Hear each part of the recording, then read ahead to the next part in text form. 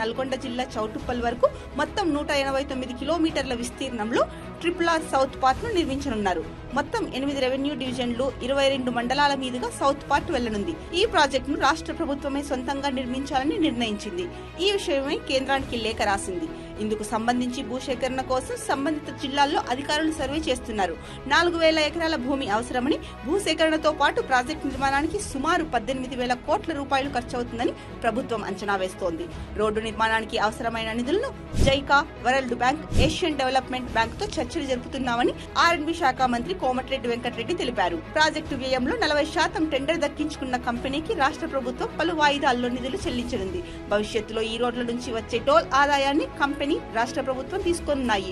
RRR south part భూసేకరణ ప్రక్రియ షురూ అయింది. ఉమ్మడి రంగారెడ్డి జిల్లాలో RRR అలైన్మెంట్ కు అధికారులు మార్కింగ్ వేస్తున్నారు.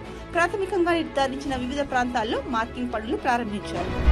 నల్గొండ జిల్లా చౌటుప్పల్ వరకు మొత్తం 189 కిలోమీటర్ల విస్తీర్ణం